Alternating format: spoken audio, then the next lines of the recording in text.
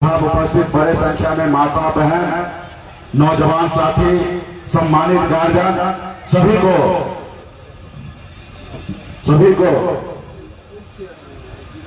को धन्यवाद। साथी जिला परिषद सदस्य इस यहाँ पे चांद तारा जी, फैजल अली जी, नगीना यादव जी, हारून महतो जी, महेंद्र कुमार राय जी, सभी साथी को बहुत बहुत धन्यवाद देता हूं कि बहुत सारे जनप्रतिनिधि हैं यहाँ पे और करके हमारे जिला अध्यक्ष भाई श्रीनिवास जी का बहुत ही सभी से अच्छा लगाव है। तो सभी को साना पल्ला मुकेश सैनी की ओर से नमस्कार प्रणाम। साथियों ये निषाद आरक्षण संकल्प यात्रा 25 जुलाई को ही पटना से निकली हुई है। ये यात्रा बिहार, यूपी, झारखंड 101 दिन का यात्रा है और इसमें 80 जिला हम जाएंगे और सभी समाज के सभी वर्ग के बीच में जाएंगे, अपने हक अधिकार की बात करेंगे। साथियों निषाद समाज के आरक्षण की बात करेंगे, गरीब समाज की बात करेंगे, उनकी मान सम्मान की बात करेंगे। साथियों तो इस कड़ी में आपके बीच में हम लोग उपस्थित हुए हैं एक संदेश लेकर। इस आजाद भारत में अगर सर उठा के जीना है, मान सम्मान अधिकार के साथ जीना है, अगर आप चाहते हैं कि आपके बच्चे सर उठा के जिए तो इसके लिए मात्र 2 काम करना पड़ेगा। एक काम, एक रोटी कम खाइए लेकिन अपने बच्चे को पढ़ा लिखा के काबिल बनाइए। जो भी समाज, जाति, धर्म के लोग हैं, गरीब है लेकिन आप अपने कष्ट भरी जिंदगी को जी रहे हैं, उसमें आप एक रोटी कम खाइए लेकिन अपने बच्चे को पढ़ाइए लिखाइए। आप अपने जरूरत को कम कीजिए लेकिन अपने बच्चे को पढ़ाइए लिखाइए, उसको आगे बढ़ाइए। और साथ ही इस आजाद भारत में अपने अधिकार के लिए लड़ाई लड़िए, अपने अधिकार के लिए संघर्ष कीजिए। जब तक आप लड़ाई नहीं लड़िएगा तब तक आपका समाज और आपका कल्याण नहीं होगा। साथियों आज आप जैसे हमारे पूर्वज ने 250 साल अंग्रेज से लड़ाई लड़ा, तब जाके देश आजाद हुआ और वो लड़ाई एक इसी संकल्प के तहत लड़ा था कि देश आजाद होगा और हमारे आने वाला पीढ़ी जो है वो आजाद भारत में जन्म लेंगे और सर उठा के जिएंगे। लेकिन देश तो आजाद हुआ, लेकिन सही मायने में खास करके गरीब पिछड़ा सर्वोदय समाज, जिनके बाप दादा ने देश की लड़ाई लड़ने के लिए शहीद हुआ, आज सही मायने में उनके लोगों को आज आजादी नहीं मिला है। जो लोग अंग्रेज के जमाने में उनकी जी हजूरी करता था, जो उनकी गुलामी करता था, आज वो लोग मालिक बना हुआ और जिसका बाप दादा ने शहीद हुआ, लड़ाई लड़ा, संघर्ष किया, शहीद होने के बाद भी उनके वंश आजाद रोड पे भटक रहा है। साथियों ये आजाद भारत आपका है, ये भारत आपका है। इस भारत में जितना दूसरे लोगों का जीने का अधिकार है उतना ही जीने अधिकार आपका भी है। साथियों आपका भी अधिकार है। पहले राजा के घर में बच्चा जन्म लेता था, रानी के कोख से बच्चा जन्म लेता था तो राजा बनता था। लेकिन जब देश आजाद हुआ, बाबा साहब भीमराव अंबेडकर ने हमें एक संविधान बना के दिए, देश में एक लोकतंत्र दिए और बाबा साहब ने बताया कि अब जरूरी नहीं है कि राजा का बेटा ही राजा बनेगा। अभी देश का राजा वो बनेगा जिसके पास वोट होगा, चाहे वह गरीब मजदूर हो या दलित का बेटा हो या किसान का बेटा हो या निषाद मल्ला का बेटा हो, अपने वोट के दम पर राजा बनेगा। तो साथियों आपको वोट का अधिकार मिला है, सिर्फ जरूरी है अपने वोट को, ताकत को समझना। और जिस रोज आप अपने वोट को, शक्ति को समझिएगा उस रोज आपका हक अधिकार मिलेगा। आज बताइए, जो अधिकार के लिए हम आज लड़ाई लड़ रहे हैं, निषाद को आरक्षण मिले, ये मेरी कोई नई मांग नहीं है, ये इस भारत में मेरा अधिकार है। लेकिन उन लोगों ने हमारा अधिकार नहीं दिया जो हमें 70 साल पहले, 75 साल पहले मिलना चाहिए था, जो आज तक हमें नहीं मिला है। आज हमारे समाज को बीन बेदार, नरिया, मला, चाय, पियर, बड़पर, निषाद के सभी उपजाति को आज बंगाल में आरक्षण मिल रहा है, एससी का दर्जा मिला हुआ है। दिल्ली में जहां संविधान बना, जहां देश के प्रधानमंत्री रह रहे हैं, वहां पे भी निषाद समाज के सभी उपजाति को वहां आरक्षण मिल रहा है, एससी का दर्जा मिला हुआ है। लेकिन बताइए बिहार में नहीं मिला है। अब बताइए देश एक है, संविधान एक है, देश के चलाने वाला व्यक्ति एक ही है, फिर भेदभाव कैसे? आज हमारे लोगों को एक राज्य में आरक्षण है, दूसरे राज्य में आरक्षण नहीं है। तो इसका दोषी कौन है? इसका दोषी वो है जो पहले सरकार में थे, या वो जो आज सरकार में दिल्ली में है। ये आपका दोषी है। और एक दोषी आप और हम हैं कि हम अपनी शक्ति को, अपने अधिकार को समझे नहीं और अपने अधिकार के लिए लड़ाई नहीं लड़े। अगर हम अपने अधिकार के लिए लड़ाई लड़ते तो आज ये समाज जो है बहुत आगे निकल गया होता। लेकिन ये समाज आज भी मजबूर है दूसरे प्रदेश में अपने घर परिवार को छोड़कर दूसरे प्रदेश में मामूली 8,000 रुपया का नौकरी करने के लिए आज मजबूर है। तो इसके लिए कौन लड़ाई लड़ेगा? आज अगर आपको आरक्षण मिल गया होता तो आज आपका बेटा कलेक्टर होता। आज यूपी, बिहार, झारखंड हम जाते हैं, 137 जिला है, लेकिन एक भी जिला में निषाद का बेटा, बीत बिंदान नोनिया मला का बेटा कलेक्टर नहीं है। अगर आरक्षण मिल गया होता तो निषाद का बेटा कलेक्टर होता, एसपी होता, एसडीओ होता, बीडीओ होता, सीईओ होता, डॉक्टर होता, इंजीनियर होता। लेकिन आपने लड़ाई नहीं लड़ा, जिसके कारण आज आपके बेटा को आरक्षण नहीं मिला। आज बताइए आप कैसे माँ बाप हैं? आज 4 महीने के बाद ठंड आएगा, दिसंबर जनवरी का महीना आएगा, लोग अपने घर से बाहर नहीं निकलेंगे क्योंकि ठंड लग जाएगा। अपने रजाई से बाहर नहीं निकलेंगे, अपने कंबल से बाहर नहीं निकलेंगे। लेकिन उसी समय आपका बेटा, आपका भाई, आपका पिता क्या करेंगे? घर से बाहर निकलेंगे, पानी में उतरेंगे, तालाब में उतरेंगे, झील में उतरेंगे, फिर मछली मारेंगे, फिर बाजार में बेचेंगे, तब 2 रुपया आएगा, तब उसके घर पे चूल्हा जलेगा। आप बताइए कि आपके बच्चे, आपके परिवार के लोग कैसे जिंदगी जी रहे हैं साथियों? क्यों उसका जिंदगी, उनके हक अधिकार नहीं है औरों के जैसे जिंदगी जीने का? तो साथी उसका भी अधिकार है, लेकिन उसके लिए लड़ाई आपको लड़ना पड़ेगा, उसके लिए आपको संघर्ष करना पड़ेगा। आपको एक रोटी कम खाकर उसको पढ़ाना पड़ेगा, आपको खून पसीना बहाकर उसके हक अधिकार के लिए लड़ाई लड़ना पड़ेगा। अपने वोट को, शक्ति को पहचानना पड़ेगा, अपने वोट को, ताकत को पहचानना पड़ेगा। साथियों इस धरती पर आजादी के बाद जिन्होंने अपने वोट को, ताकत को समझा, वो समाज देखिए कितना आगे निकल गया, वो नेता कितना आगे निकल गया।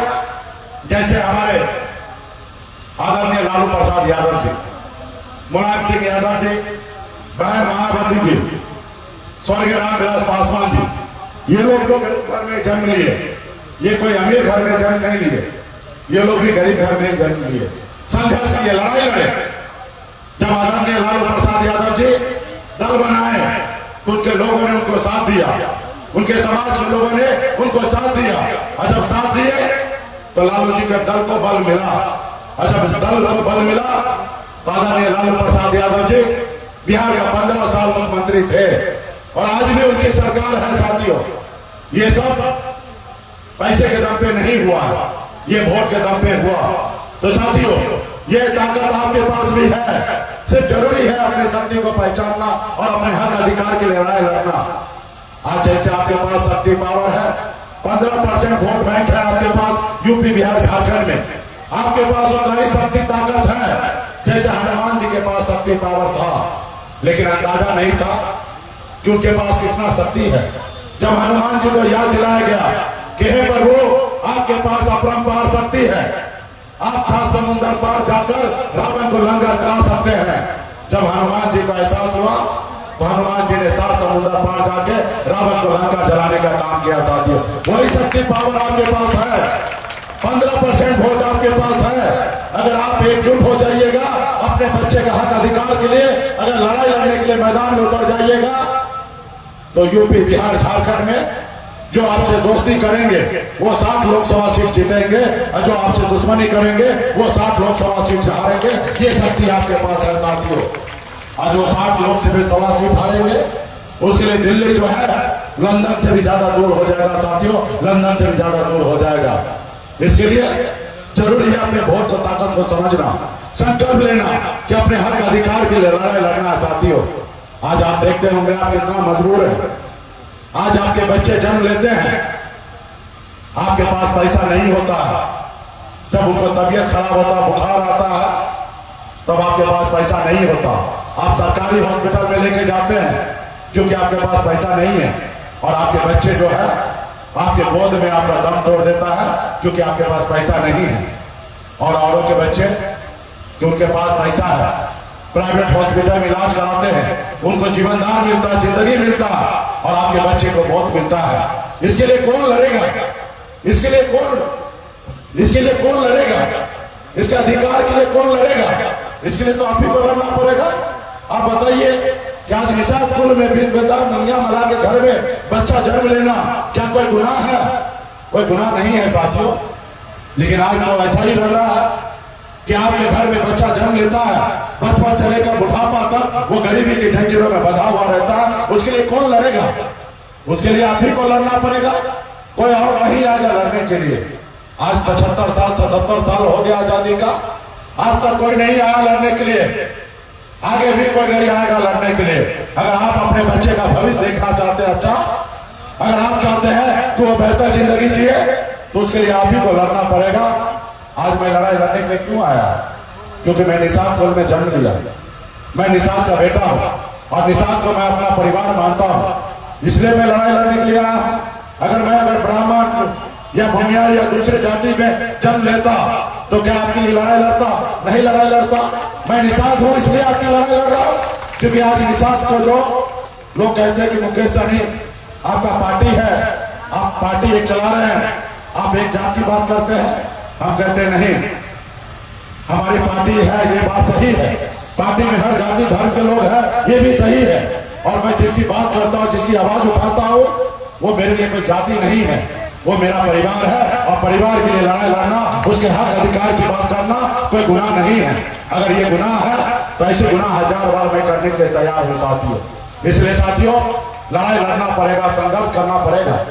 आज मुझे देखिए, मैं भी गरीब घर में जन्म लिया, जहां हजारों समस्या था वहीं पे मेरा जन्म हुआ। पिताजी मछली मारते थे, दादाजी मछली मारते थे, ऐसे परिवार में जन्म लिए। ऐसे परिवार में जहां 4 रोज अगर मछली ना मारा जाए तो 5वां रोज कैसे घर पे खाना बनेगा, इसके लिए सोचना पड़ता था। ऐसे परिवार में मैंने जन्म लिया, लेकिन मैंने लड़ाई लड़ा, संघर्ष किया। मात्र 18 साल की उम्र में, जिस उम्र में बच्चे अपने माँ बाप, अपने भाई बहन के साथ रहना होता है, उस उम्र में अपने घर परिवार को छोड़कर मुंबई जैसे शहर चला गया। मैं वहां मेहनत किया, मजदूरी किया। मात्र 900 रुपए महीने पे नौकरी करता था, 30 रुपए रोज पे मजदूरी करता था। लेकिन संघर्ष के बदौलत मैंने अपने नसीब को बदला, संघर्ष को बदला, मेहनत को बदला। मुंबई जैसे शहर में हमने अपनी कामयाबी को झंडा बांधा मैंने। ये सब संघर्ष को बदौलत हुआ। फिर मैं मुड़ के देखा बिहार को, तो मैंने देखा मैं तो काफी आगे निकल चुका हूं, लेकिन हमारे अपने लोग बहुत पीछे रह गए हैं।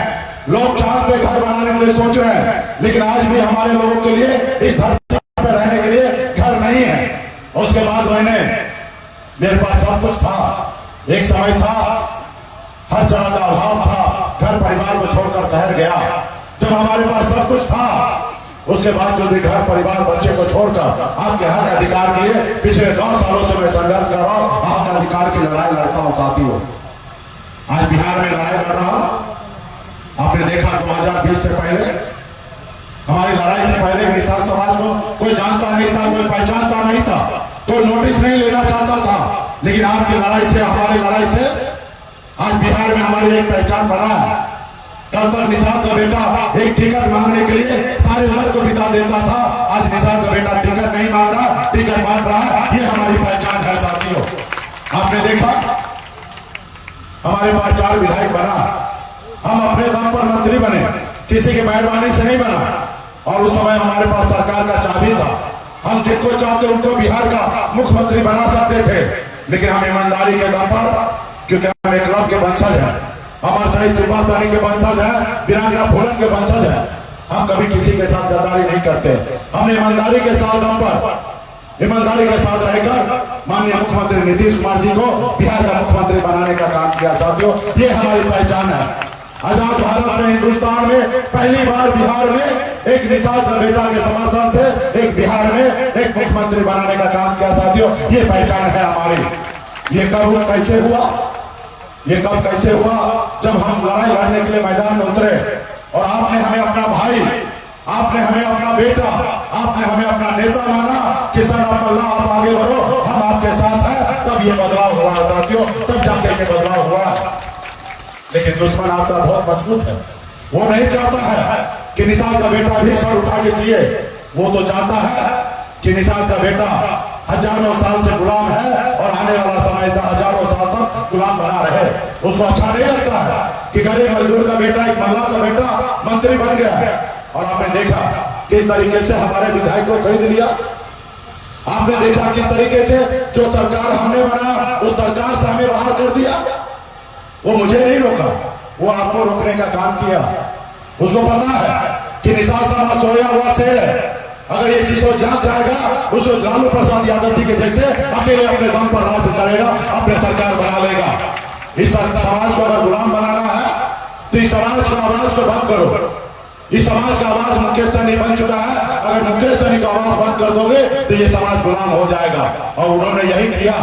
एक रणनीति के तहत आपका विधायक को खरीद लिया, आपको सरकार से बाहर कर दिया, इसलिए क्योंकि आपका आवाज को दबाया जा सकता है।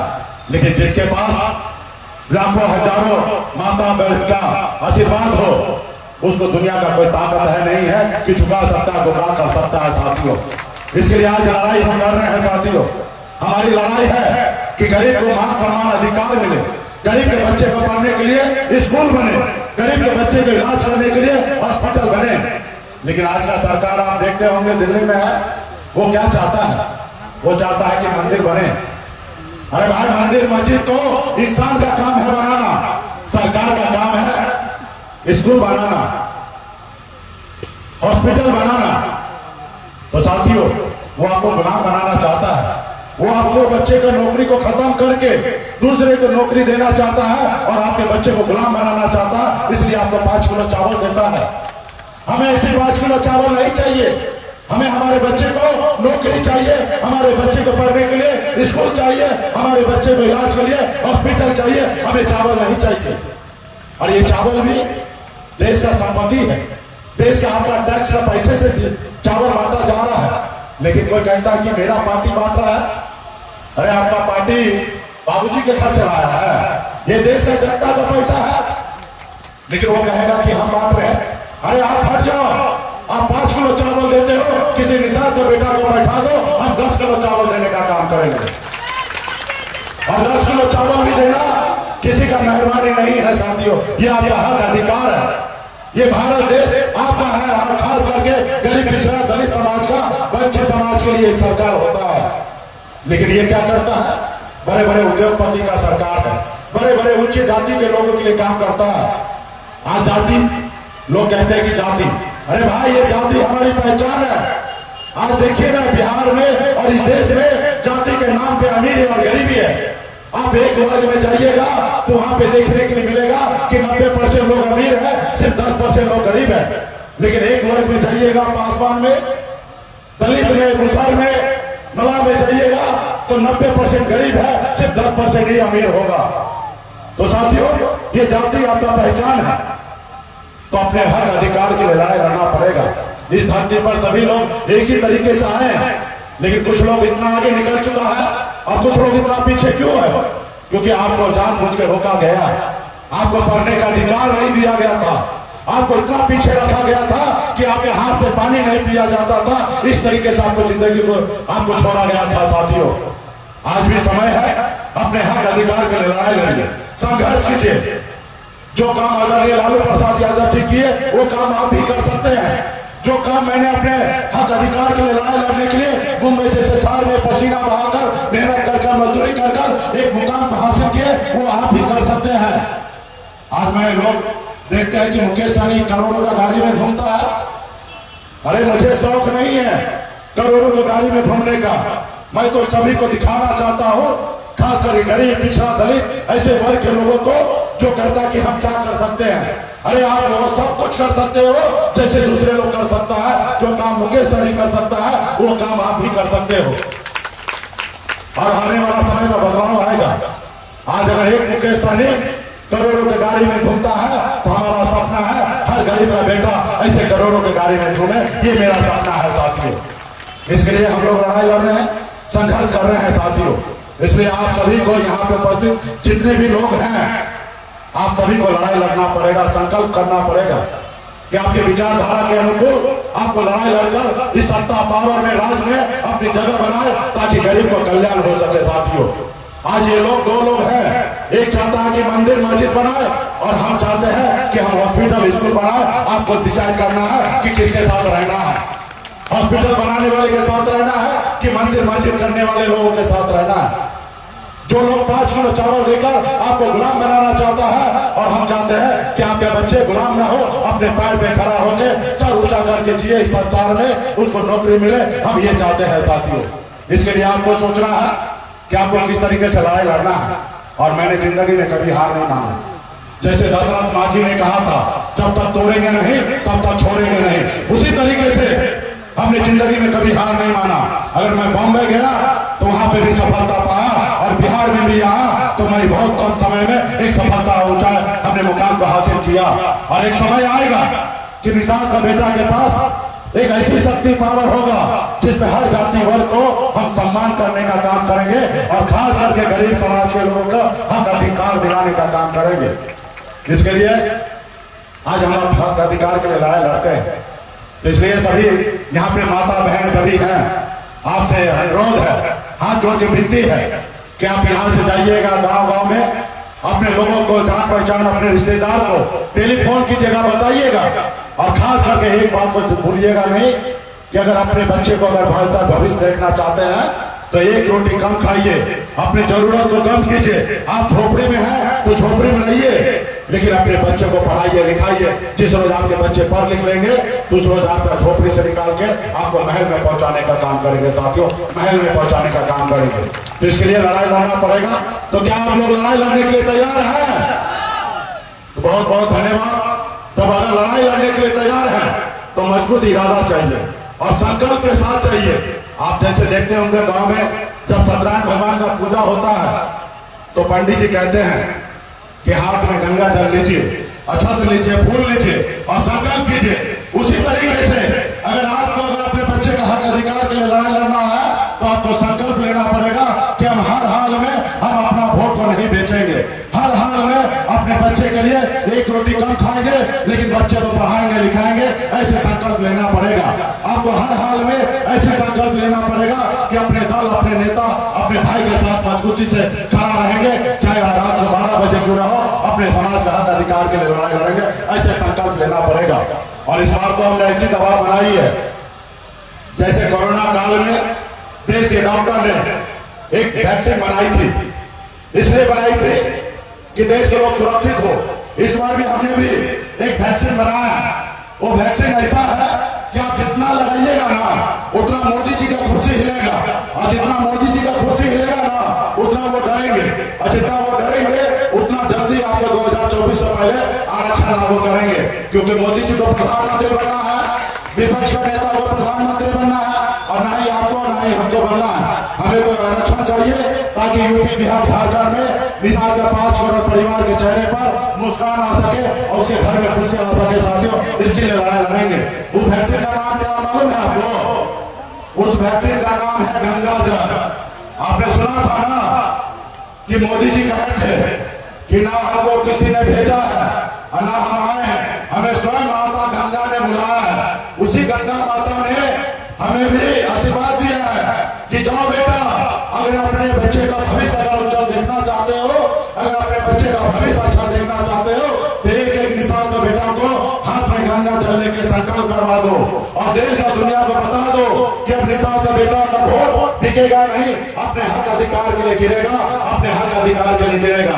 तो इसलिए जितने भी माता बहन है, सभी माता बहन यहाँ पे उपस्थित, पार्टी के सभी नेतागण, आप लोग सभी लोग गंगा जल निकालिए, वैक्सीन निकालिए, सभी लोग वैक्सीन निकालिए और इसको ढक्कन को खोलिए, ढक्कन को खोलिए और हाथ में लीजिए। जैसे पंडित जी लेते हैं ना, वैसे सब लोग लीजिए। जो भी यहाँ पे गरीब पिछड़ा समाज के लोग हैं, निषाद समाज के लोग हैं, जो चाहते हैं कि गरीब का कल्याण हो, सभी लोग अपने हाथ में संकल्प लेने का काम कीजिए। सभी लोग लेने का काम कीजिए और हाथ को ऐसे उठाइए। और ये वीडियो बनेगा, ये वीडियो मोदी जी को रात में भेजा जाएगा और मोदी जी को बताया जाएगा कि सिवान की धरती पर सभी पार्टी के लोग निषाद से बेटा संकल्प ले लिया है, अब किसी के पीछे झुकने वाला और किसी के पीछे भागेगा नहीं। सब लोग ले लिए, चलिए जैसे जैसे आप संकल्प पढ़ रहे आप लोग भी पढ़िए। मैं बाबा केवल महाराज, भगवान वेद व्यास, प्रभु श्री राम, भगवान गौराज निषाद, अमर शाही चुपासानी, गंगा जल लेकर संकल्प करता हूँ कि अपने समाज और अपने आने वाला पीढ़ी के लिए हर परिस्थिति में संघर्ष करूंगा और अपने विकासशील इंसान पार्टी के साथ रहूंगा। पार्टी जो निर्णय लेगी हम उस निर्णय के साथ रहेंगे। हम संकल्प लेते हैं एक रोटी कम खाएंगे, लेकिन अपने बच्चे को पढ़ाएंगे लिखाएंगे। हम संकल्प करते हैं गरीब समाज के घर पे जाएंगे, निषाद के घर पे जाएंगे, सभी को संकल्प करवाएंगे अपने हक अधिकार के लड़ने के लिए। जय निषाद, जय वीआईपी, जय बिहार, जय सब समाज। बहुत बहुत धन्यवाद। सभी यहाँ पे पार्टी पदाधिकारी सब हाथ में गंगा जल लेकर संकल्प ले लिया है।